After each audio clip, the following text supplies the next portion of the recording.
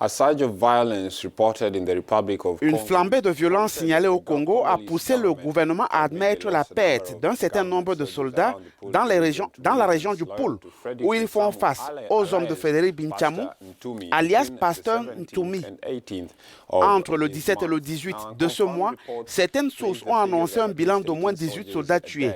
Le conflit et les violences dans le Poul ne sont pas récents, une situation que dénonce le Parti congolais du travail au pouvoir, car elle est à l'origine de nombreuses ruptures dans les échanges entre la capitale économique Pointe-Noire et Brazzaville, la cité administrative.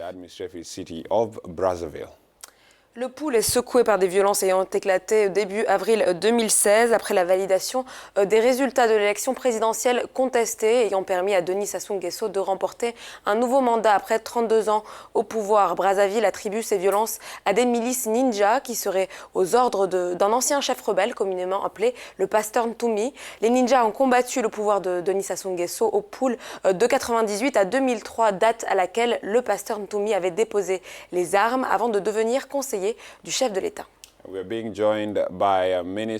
Nous avons pu joindre le ministre de la Communication Thierry Mungala, porte-parole du gouvernement congolais. Bienvenue à vous, monsieur le ministre. Comment analysez-vous ces nouvelles pertes subies par l'armée? Non, ce n'est pas une perte dans l'armée, c'est un acte terroriste. Et un acte terroriste, par principe, est quelque chose d'imprévisible, de lâche, puisqu'en général, les terroristes surgissent, agissent et disparaissent.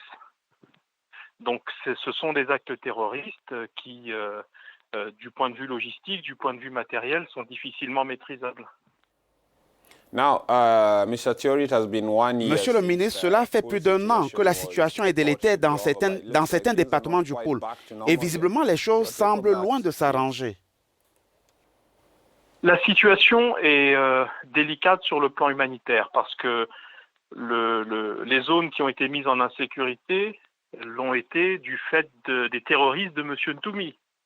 Vous aurez remarqué que la situation est la suivante. Les zones mises en insécurité ont vu les populations se déplacer de ces zones sous la pression des miliciens de M. Ntoumi vers les zones qui sont sécurisées par la force publique. Et donc, aujourd'hui, le phénomène des déplacés qui se pose n'est pas en tant que tel un phénomène qui crée une insécurité pour ces déplacés, puisqu'ils sont dans des zones sécurisées. Il s'agit simplement aujourd'hui d'une situation humanitaire, sociale, matérielle, logistique à gérer, parce qu'il est évident qu'un individu, un citoyen qui quitte son habitat ou sa résidence habituelle, ce n'est jamais confortable. Donc le gouvernement a pris depuis plusieurs mois des dispositions pour essayer d'atténuer ce malheur. Par contre, au niveau sécuritaire, la traque du Pasteur Ntoumi et de ses acolytes se poursuit.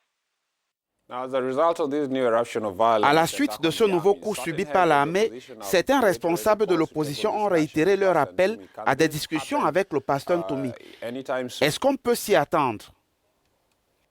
Oui, j'ai entendu l'UPADES qui a fait une déclaration par l'honorable Nsayi.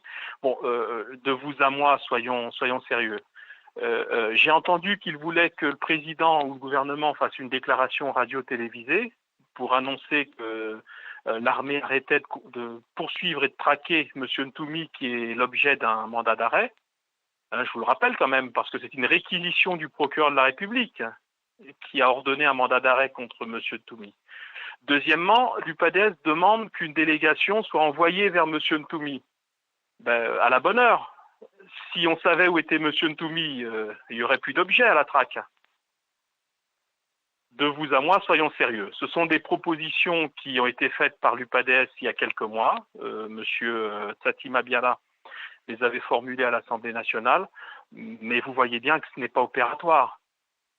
C'est comme si aujourd'hui on demandait à un État sérieux d'envoyer un message à Daesh pour dire on veut négocier. On va négocier quoi avec des terroristes? Il ne s'agit pas d'autre chose que de demander à M. Ntoumi soit de se rendre, soit malheureusement d'être capturé dès que ce sera possible. C'était Thierry Mungala, porte-parole du gouvernement congolais et ministre de la Communication. Nous avons également pu joindre Charlin Kimani, un activiste qui a récemment visité la région du Poul. Monsieur Kimani, vous vous êtes rendu dans certaines localités dans le Poul. Quelle impression générale?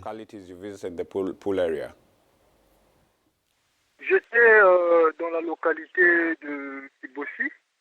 J'étais dans la localité de Mindouli, en passant, et nous avons essayé de constater ce qui se passe là-bas, pour essayer un peu de voir comment les populations vivent. En tout cas, cela est criard et cela est inacceptable. Vous savez très bien que les populations du Poul sont coupées de la sérénité et donc de la quiétude il y a de cela une année. Les citoyens sont malnutrés, certaines personnes qui ont la possibilité de quitter cette partie. Mais je pense que la solution n'est pas là. La solution n'est pas là. La solution, c'est qu'il faut que la quiétude du repas revienne dans la partie, dans cette localité du Poul. Il faudrait que la quiétude du repas revienne. Vous savez très bien qu'il y a là un problème fondamental qu'il faut soulever, qu'il faut d'abord soulever, celui de l'injustice sociale.